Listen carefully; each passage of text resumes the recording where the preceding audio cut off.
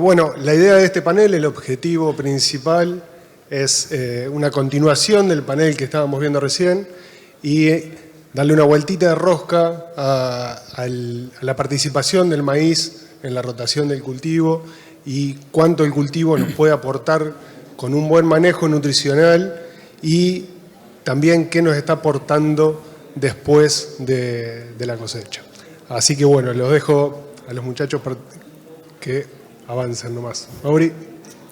Gracias.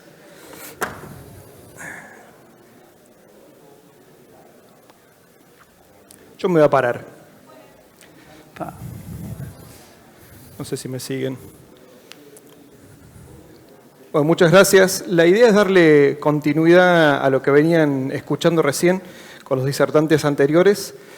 La importancia del cultivo en la rotación, realmente un tema que si hoy lo ponemos en consideración es realmente como para prácticamente decir, che, vamos a hacer maíz. Casi que ni se pregunta hoy si vamos a hacer maíz o no, porque realmente los números medianamente cierran bien. Si esta misma pregunta la hacíamos hace 4 o 5 años atrás y realmente era bastante complejo, y ni que hablar el año pasado. Porque el año pasado eran muchos los que se preguntaban, che, ¿qué hacemos? ¿Hacemos maíz? ¿No hacemos maíz? Lo hicimos en Córdoba a las charlas anteriores, el Congreso Internacional, y el tema principal fue la chicharrita y el complejo espiroplasma. Entonces ahí realmente estaba si entraba el maíz en la rotación o no. Aquellos que alguna vez me han escuchado en alguna charla, que me conocen, saben que me gusta arrancar con preguntas. No es que le voy a andar haciendo pruebita ni nada, sino simplemente las preguntas que se hace el productor, ¿sí? Yo también soy productor y cuando uno está pensando en encarar un cultivo, se le vienen un montón de preguntas a la cabeza. Y principalmente cuando es maíz, ¿no? Porque podemos arrancar por varias de ellas, que no siempre es la principal, pero muchas veces arrancamos con, tenemos agua en el perfil. Y este año sí tenemos agua en el perfil. Por suerte, en la gran mayoría de las zonas donde se hace maíz tenemos bastante bien los perfiles, estamos bastante cargados. Y después es, che, ¿qué arrancamos? ¿Qué híbrido usamos? De tal o cual marca, nos vamos para una, nos vamos para la otra, no vamos a andar nombrando porque si no nos vamos a andar peleando. Pero después empezamos a jugar con fechas de siembra, la densidad que vamos a estar utilizando, el costo de la bolsa, pero el que realmente nos importa es la primera, ¿sí? A ver si tenemos acá como para marcar. Cierra el número. Todos hacemos agricultura para hacer dinero, ¿no? Para ver si hacemos margen. Pero más allá de eso, en este congreso los que vinieron acá casi que no miran el número. De bien o no de bien, si estamos acá es porque vamos a hacer maíz, ¿sí? El maíz muchas veces se lleva en el alma, ¿no? Se lleva en el centro del pecho. Y estando en esta ciudad tan futbolera, ¿sí? No podía faltar alguna comparación con el fútbol. Y que es como la selección el maíz para muchos, ¿no? Al menos como para mí, yo lo llevo en el pecho, ¿sí? Agrónomo segunda generación, mi viejo era profe de maíz, o sea que lo mamé desde muy chiquito. Entonces lo llevamos muchas veces en el pecho ese maíz. Entonces, más allá de la importancia del maíz, ¿sí? Desde el punto de vista edafológico, ¿sí? De la parte de materia orgánica que puede estar aportando, de la estructura del suelo que puede llegar a estar generando, esas cuestiones de macromesoporos que puede estar generando, todo lo que es balance de nutrientes, ¿sí?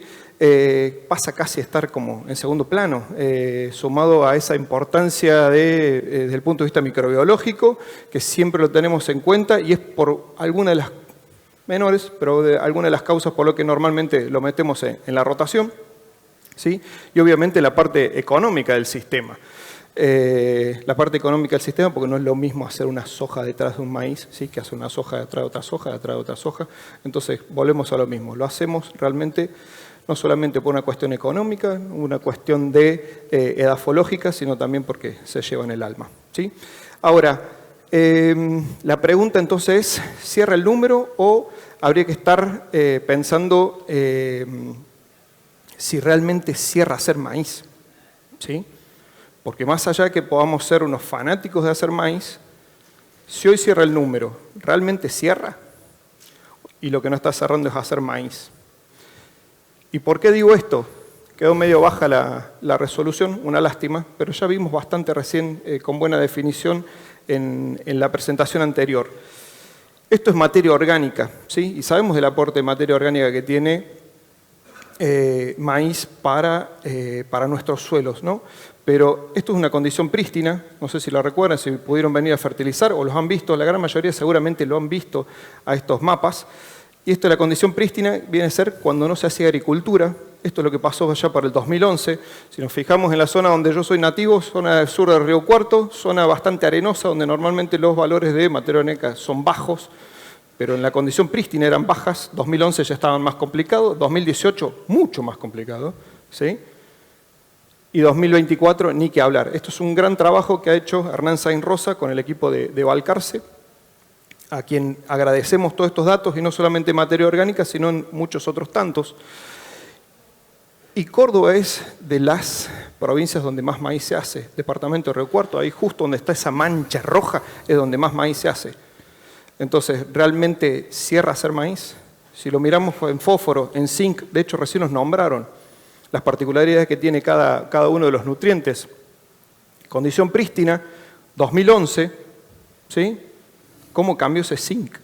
¿Cómo cambió ese fósforo? Cuando nos vamos a 2018, sigue cambiando. 2024, acá, para la cuestión de zinc, mejora un poquito, raro. O entraron las balas después de 10, 15 años de charlas de un montón de investigadores, no sé si anda por ahí, pero hoy lo vi a mi amigo, más que un amigo, prácticamente lo considero un hermano, a Gabriel Espósito, que nos conocemos desde hace muchos años. Si entró en las balas de tantos años de hacer docencia, investigación y desarrollo, y andar diciendo, che, muchachos, métanle zinc. Y es como dice él, hace 20 años atrás eran 4 nutrientes, hoy casi que no le alcanzan los dedos a la mano, ¿sí? Porque ya son 7 de los nutrientes que está hablando, donde se sumó calcio, donde se sumó magnesio, donde se sumaron potasio, como recién veíamos. Entonces, pero con zinc entraron las balas. ¿Qué pasó? ¿Por qué hubo esa pequeña mejora, ¿sí, de 2018 a 2024? Simple, porque nos tocó el bolsillo, señores. Los potenciales que se empezaron a explorar sin zinc son muy diferentes que los que cuando le ponemos zinc a la semilla, al fertilizante, foliar. Si vamos de foliar ya estamos llegando tarde. Si ven deficiencias de zinc en etapas vegetativas están llegando tarde, ya perdieron rendimiento. Entonces, está haciendo mella. Volvemos. ¿Realmente cierra hacer maíz? ¿Cierra hacer maíz de esa forma como lo venimos haciendo? Hoy por hoy, ¿sí? Esto es un trabajo, un gráfico de un trabajo que hizo el doctor Esteban Ciarlo. Esteban Ciarlo es el actual responsable técnico de la Asociación Fertilizar, ¿sí? Para aquellos que estuvieron hace un par de meses atrás, hubo un congreso similar a este, pero enfocado en todo lo que es nutrición y bioestimulación. Yo trabajo en la empresa que se denomina CompoExpert, es una multinacional alemana, de las cuales somos miembros de Fertilizar. Fertilizar es una asociación civil que se dedica a bregar por una buena nutrición en todos los cultivos, por eso también lo llevamos hacia este lado. Y una de las cosas que estamos mostrando, ¿sí? Esto ya está por presentarse. Esteban y la gente de Fertilizar no tuvieron la oportunidad de estar presentes en este congreso. Sí, yo quería hacer el detalle con ellos, ya que somos miembros también, de mostrar estos datos. Y lo que está mostrando, sí, que más allá de que no son todas pálidas, más allá de que veíamos ahí cómo van cambiando esos colorcitos, esto es consumo, ¿sí? Total de nutrientes, nitrógeno, fósforo y azufre por parte de los cultivos desde 1990 hasta la actualidad, ¿sí? Calculado en base a la extracción de cada uno de esos nutrientes, y obviamente lo que se ve ahí es parte de lo que se ha comprado, ¿sí? Como productores y como país hemos invertido en nutrición. Ahora eso, y volviendo a si conviene hacerlo o no, si lo vamos a hacer hay que hacerlo bien, ¿sí? Porque realmente con lo que se está importando hoy como país, para que tengan el número, son 4.800.000 toneladas de fertilizante que importa Argentina, ¿sí? Produce por año para nuestros cultivos. O sea, para la agricultura argentina son 4.800.000, como para que lo tengan. El consumo de los 6 principales cultivos, 1.42 millones de toneladas. Si lo llevamos pura y exclusivamente a maíz, ¿sí? La exportación de nutrientes, o sea, cuánto se llevó el maíz, estamos hablando de 600, casi 40.000 toneladas de nitrógeno, unas 130.000 toneladas de fósforo, unas 170 de potasio y unas 60.000 toneladas de azufre. Eso es lo que nos está marcando esos cambios de colores, ¿sí? Entonces, entre los números que tenemos en anteriores, lo que consume cada uno y la aplicación de nutrientes que se calcula en base a ese primer gráfico que vimos, lo que nos está dando es un balance bastante complicado, ¿sí? Un balance que nos está hablando hoy por hoy de que en nitrógeno, ¿sí? Tenemos esas variaciones de 655.000 toneladas de nitrógeno negativas.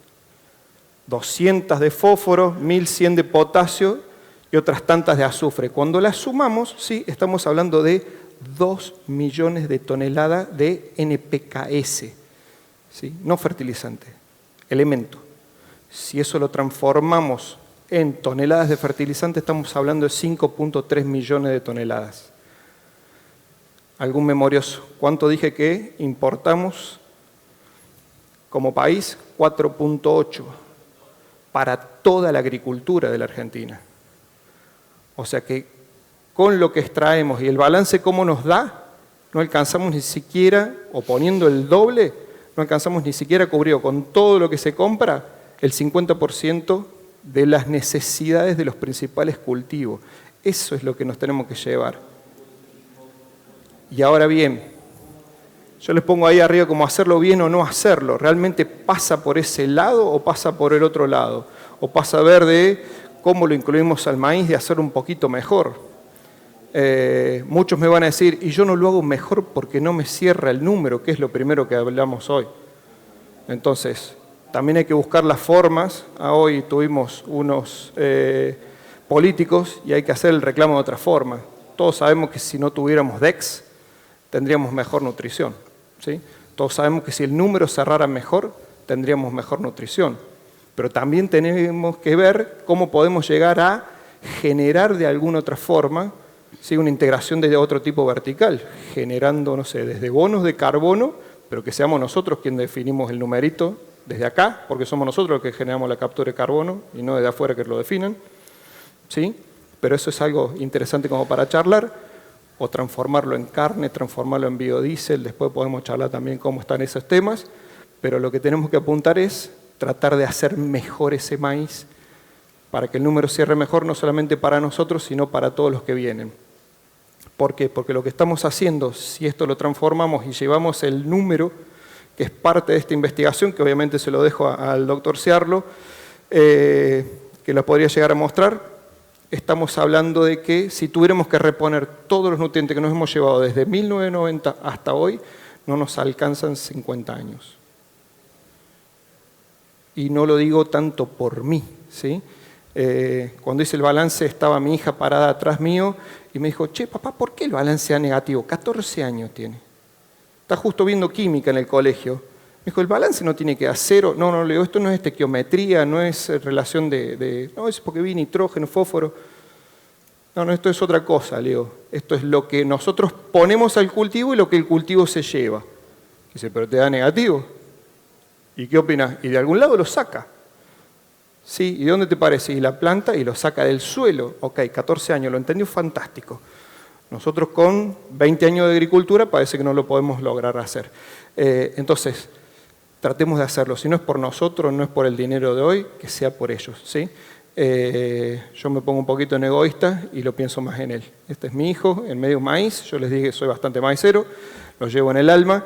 Entonces, no lo hagamos por nosotros, a esa fertilización, hagámoslo mejor, tratemos de integrar mejor el maíz de la mejor forma, y no solamente por mi hijo, sino por todos los de ustedes.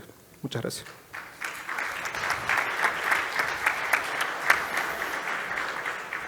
Bueno, Mauri.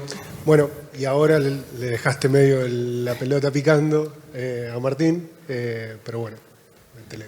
Bueno, primero antes que de la explicación. Muchas gracias por la invitación al Congreso y por dejarme compartir con ustedes este ratito.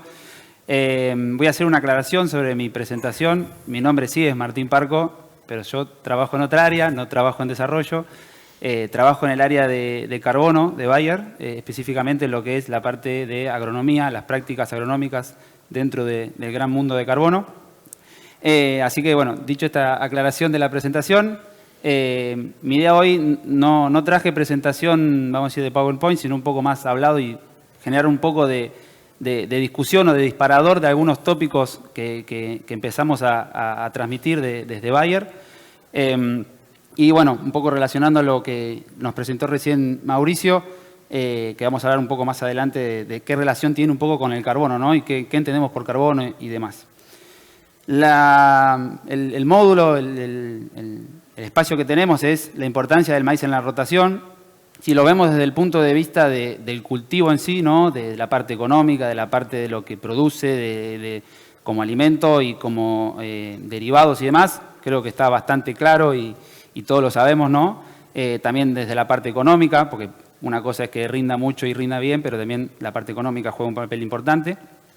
Mi idea es, como les contaba, traer un poco relacionada, bueno, cómo es importante dentro de la rotación, pero mirando el tema, el punto de vista del carbono, ¿no? Tanto lo que es carbono de emisión, de huella de carbono, como carbono orgánico. Sabemos que el cultivo de maíz es la gramínea por excelencia, C4 de verano, ¿no? Que más biomasa produce. Por ende, es la que también, como produce muchos rendimientos y mucha biomasa, es la que aporta más biomasa al suelo, ¿no? Ese carbono potencial que podemos llegar a obtener en el suelo. Gran parte viene por el cultivo del maíz, por las toneladas que nos deja en el suelo. Si vemos un poco la historia de nuestros campos, desde las pasturas hasta ahora, venimos perdiendo carbono en el suelo. En todo el país, hay un montón de bibliografía de eso. Entonces, empezar a ver, ¿no? Lo que tenemos abajo de los pies me parece muy importante porque es la base de lo que, como bien comentaba un poco Mauricio, de lo que va a venir después, ¿no? Entonces, si seguimos por el mismo camino, esto en algún momento se va a agotar. Entonces hay que empezar a mirar al maíz, principalmente, y porque estamos en el Congreso de Maíz, claramente, desde otro punto de vista.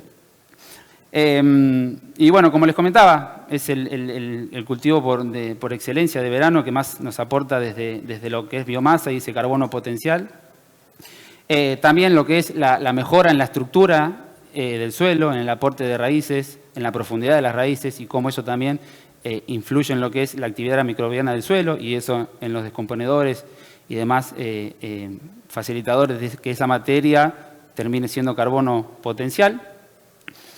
Y también, bueno, dentro de lo que es el mundo de carbono, hablando un poco de lo que es ya la huella, no tanto lo que es el carbono en el suelo, y un poco para empezar como les comentaba, a generar estos disparadores de lo que es la huella de carbono. La huella de carbono, para el que no lo sabe, es cuánto emite de dióxido de carbono equivalente la producción de algo. Puede ser una lapicera, puede ser maíz, puede ser un avión. Si por ahí lo vieron en el mundo, se está generando mucha información y empiezan a ver la huella de carbono, CO2 por acá, por allá, por acá. En primer punto, para contarles, el CO2 equivalente que ven ahí es una, vamos a decir, síntesis de 3 gases de efecto invernadero, los 3 principales. Uno es dióxido de carbono, el otro es metano y el otro es óxido nitroso. Esos 3 gases se hacen equivalente a dióxido de carbono para tener una sola unidad. Y, como les comentaba, medir la huella de carbono, en este caso en un cultivo, en este caso en maíz, significa que uno tiene que tener la trazabilidad de todo lo que se produce en el campo, todos los insumos que se usan, desde que se sintetizan y se producen esos insumos, después lo que es la siembra, hasta la cosecha. Y dentro de lo que es la huella de carbono, y principalmente maíz, con todos los estudios que estamos realizando desde Bayer y todos los ensayos que tenemos, que empezamos a medir la huella, y lo importante de la huella es que te da un diagnóstico desde otro punto de vista. Te dice todo lo que hiciste en el campo y dónde hay un factor que te dispara esa huella, o sea, tiene mayor importancia en esa huella. Y casualmente, aunque parezca anecdótico, dentro de lo que es una producción de maíz, lo que más impacta en la huella es el uso de fertilizante nitrogenado. Y dentro de lo que es el uso de fertilizante nitrogenado es la síntesis, o sea, campo afuera, tranqueras afuera. La síntesis, el proceso de Haber y Bosch, de generar una molécula de nitrógeno, de urea, mejor dicho, genera mucha emisión. Entonces, bueno, dicen, pero bueno, eso está puertas afuera. Bueno, la pregunta que sigue es, ¿cómo yo soy eficiente en el uso de ese nitrógeno? ¿Para qué? Para que se traduzca en rendimiento, y si yo la huella la mido por equivalente de dióxido de carbono que yo emito sobre tonelada producida, si yo el denominador es más grande, la huella va a ser más chica. Entonces, ahí es donde tenemos la apertura o el ente de la cuestión, ¿no? La llave dentro de lo que es maíz y dentro de lo que es la huella de carbono de maíz. Y ahí un poco linkeado a lo que también hablaba a Mauricio, ¿no? De si lo hacemos, lo tenemos que hacer bien. Y ahí, bueno, involucra, obviamente, mucho. El principal, diagnóstico de lo que es la fertilidad que tenemos en el suelo. En promedio, y eso tomo palabra de Fernando García, que siempre repite lo mismo, en el país, en promedio, el 15% de los productores hacen muestreo de suelo, para saber qué es lo que hay en el suelo. Eso de a poco tiene que empezar a cambiar, porque si uno no sabe lo que tiene, no puede estimar lo que podría llegar a tener, entonces no puede hacer bien las cuentas o lo más ajustada posible para empezar a ser eficiente y empezar a relacionar todos estos conceptos. Eso como primera etapa. Después hay, ¿no?, lo que es el tipo de producto. Hoy en el mercado también hay productos que ya emiten menos huella per se, o sea, en la síntesis, que nosotros los podemos empezar a incorporar para empezar a reducir esa huella que les comentaba. También es los momentos que un poco hablaron en el panel anterior, Salvagiotti, de lo que es cuándo aplicamos, qué dosis, si lo particionamos, si no. Eso también va a influir mucho en lo que es la eficiencia del nitrógeno y cómo se traduce en rendimiento. Principalmente con esos dos puntos, ¿no? Eso, cómo lo usamos, qué tenemos, cómo diagnosticamos y cómo lo aplicamos principalmente. Un poco también relacionado con esto, desde Bayer estamos trabajando en lo que es los maíces de baja estatura, que por ahí se estuvieron hoy a la mañana con la presentación de Tony Vine, explicando lo que era el sistema de cultivo nuevo, que este sistema está relacionado también con lo que es el carbono, y van a decir, pero ¿en qué punto? Bueno, principalmente tenemos que, bueno, el aporte sea de biomasa como maíz en sí y de rendimiento como maíz en sí. Y después, por el tener esta baja estatura, esto de cómo usamos el fertilizante, ¿no? La posibilidad de poder particionarlo y poder entrar al cultivo, en el cultivo en etapas un poco posteriores o más avanzadas, siempre con el foco esto de cómo somos eficientes con el uso del nitrógeno. Y también, bueno, obviamente lo que es la resistencia al hueco y quebrado, que bueno, es la principal característica de estos maíces. Nosotros estamos trabajando en el desarrollo del cultivo y bueno, cómo esto se linkea con lo que es el carbono, como les comentaba. Y todo esto se preguntaron, bueno, pero ¿por qué ahora empezamos a ver un poco más la huella? Bueno, también Mauricio lo comentó, el mundo se está preocupando por esto.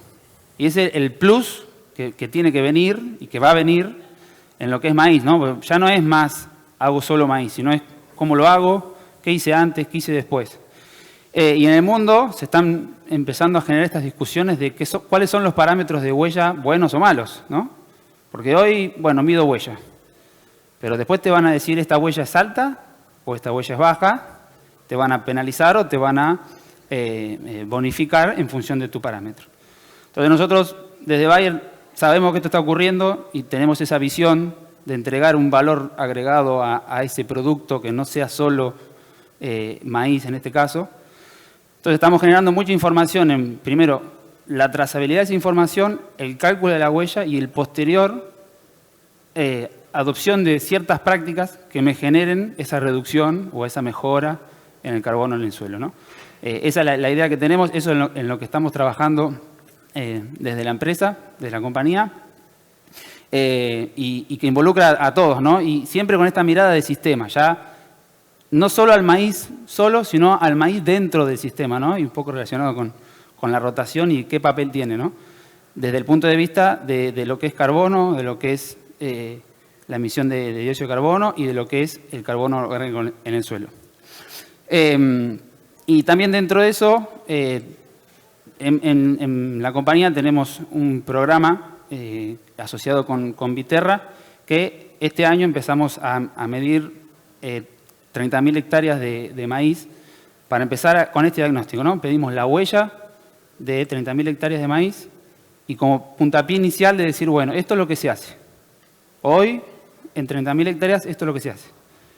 ¿Qué tenemos? ¿Cuáles son los puntos de dolor y qué podemos mejorar? ¿Hacia dónde podemos ajustar? ¿Qué podemos aportar para empezar a ver esto? Porque, repito, el mundo lo está viendo y es lo que a futuro va a estar en el día a día.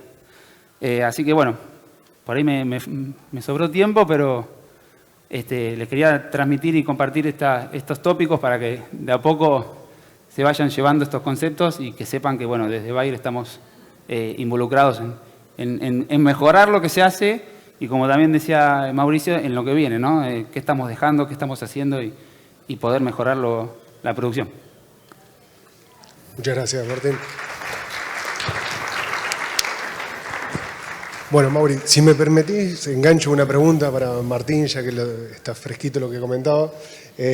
Y Martín, para un productor que no está comercializando los bonos, que no está dentro del programa de Viterra, ¿cuáles son los primeros pasos? ¿Cómo lo están manejando? ¿Qué es lo que tiene que hacer un productor que se quiere informar y meterse en la comercialización de los bonos de carbono? Bien, bueno, en principal o puntapié inicial es, bueno, contactarse con nuestros comerciales, en donde hoy en día simplemente es la transferencia de la información de las prácticas de que se hizo en el campo, y nosotros desde Bayer lo que hacemos es la gestión, la trazabilidad de esos datos y el posterior cálculo de la huella, que es hoy en día lo que se requiere dentro de este programa para la comercialización posterior, ¿no? Yo hablé específicamente de maíz porque obviamente estamos en el Congreso de Maíz. El programa principal está con soja, que ya este año la idea es, apuntamos a 2 millones de hectáreas de trazabilidad y de cálculo de huella, con el mismo objetivo, digamos. Y después, bueno, empezar con lo que son las adopciones de las prácticas a futuro de mejoras para esas huellas. Pero hoy en día es el contacto y el traspaso de esa información para luego, hay ciertos requisitos, ¿no?, que tienen que cumplir, pero es el traspaso de la información, se trazabiliza, se calcula la huella y ya forma parte del programa.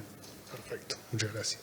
Che, Mauri, y la duda que me quedó, o la pregunta que me surgió mientras iba viendo tu presentación, están los números bien acotados, y con esos números tan acotados, ¿qué recomendarías o cómo enfocaríamos el manejo nutricional? ¿Los vamos a cubrir realmente todos los requisitos de nitrógeno que tenemos, por ejemplo, o vamos a una fertilización más completa con todo el resto de los nutrientes?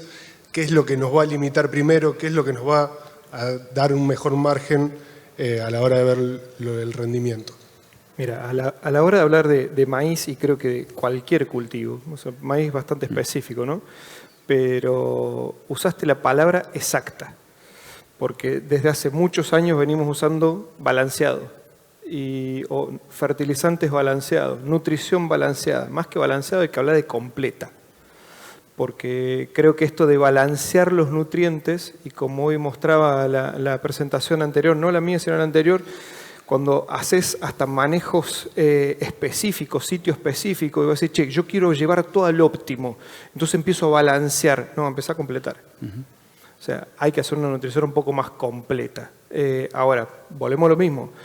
Este año en particular, y de hecho en la Argentina todavía ni siquiera se transfirió las subas de precio que hubo a nivel internacional, y así todo se divorciaron, como dijeron muchos, los precios, ¿sí?, de los fertilizantes respecto de la cantidad de kilos que vos necesitabas de cualquier cultivo, trigo, maíz, ¿sí?, para cubrir esa necesidad. Pero volvemos a lo mismo, el número cierra o no cierra, ¿sí? Quizás viene por otro lado, pero para hacerlo, y si lo hacemos bien, quizás es acomodar la superficie y realmente hacerlo bien. Ahora, cuando vos hablas de nitrógeno, nos la pasamos hablando de urea, ¿sí? Hay muchísimas nuevas tecnologías, desde distintos tipos de urea protegida, inhibidores de nitrificación, inhibidores de volatilización, ¿sí? Hay un montón de tecnologías que por ahí se desconocen y muchas veces se piensa que es urea simplemente. Y ni siquiera hablando de un CAN o algo tan básico como eso, ¿no? Hay un montón de tecnologías nuevas. Fósforo, tenés que cubrir las necesidades que va a tener el cultivo, mínimamente. Cuidemos el fósforo, es la caja fuerte que tenemos de cada uno de nuestros campos, o sea, como país mismo. Hay un cálculo que se realizó el año pasado, pero que habla de miles de millones de dólares, ¿sí?, que se exportan en fósforo, ¿sí?, no solamente las DEX, que colaboramos internamente a lo que es las administraciones del país, sino lo que muchas veces ni siquiera se valoriza y que se va como fósforo, que se va como materia orgánica. Los niveles de fósforo en Chaco bajaron de 50 partes por millón en algunas zonas hace 10 años atrás, hoy ya están prácticamente en 20. O sea, esos 30 puntos, ¿sí?, realmente son miles de millones de dólares que el país exportó. Entonces nadie los valorizó. Volvemos al tema maíz. Si lo vamos a hacer, hagámoslo bien, hagamos una nutrición completa. Nitrógeno, hay un montón de nuevas tecnologías. Fósforo, hay un montón de tecnologías. Y empecemos a ver todo el resto que falta. Perfecto, bien claro. Che, Martín, y también conectando un poco lo que comentaba recién Mauricio de las distintas presentaciones de nitrógeno y las ventajas de los maíces enanos, que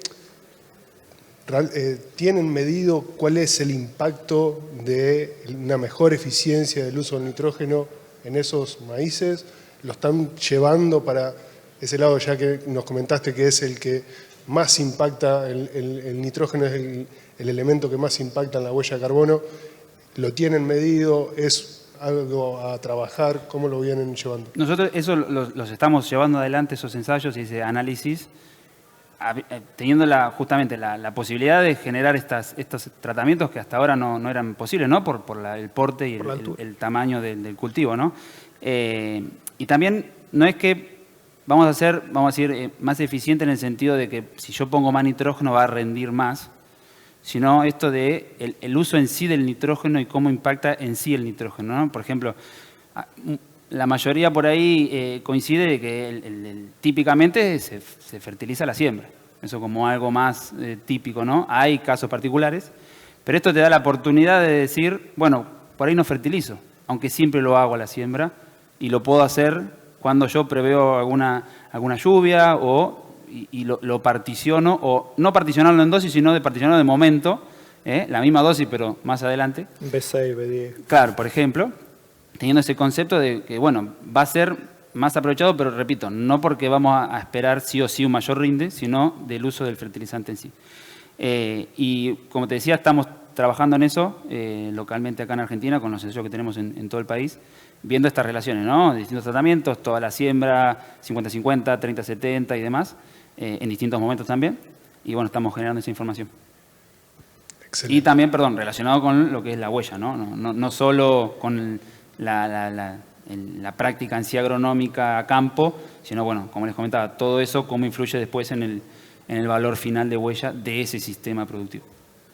Y ahora una pregunta para los dos, pueden participar los dos, porque creo que Mauri comentaba lo del valor agregado. ¿Lo ven como algo realmente fácil y alcanzable para un productor, el agregado de vender un bono de carbono o ir para por otro canal para que no se vaya esto que decía Mauri de los elementos en el grano, sino que se vayan en algo con un valor agregado? ¿Cómo lo ven? Yo creo que sí. Hoy por hoy, más allá de que tenés mega empresas como Bayer que están laburando en eso, tenés otro montón de empresas que están generando plataformas también para hacer medición de cálculo de huella de carbono. Creo que en el mediano plazo se va a empezar a poder al menos tener las mediciones y en un mediano a largo plazo capturar un poco.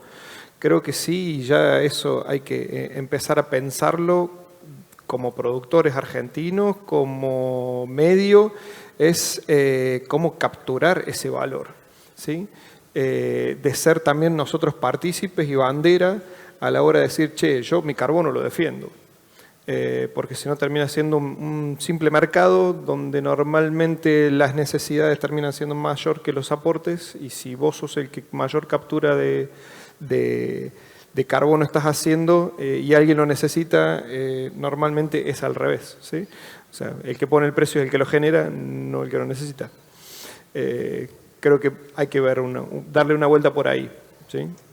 Sí, bueno, obviamente que coincido con lo que dice Mauricio y también algo obvio, pero no fuera de la realidad. El mercado es el que va a traccionar, ¿no? Empezar a prestar atención a esto que comentábamos recién.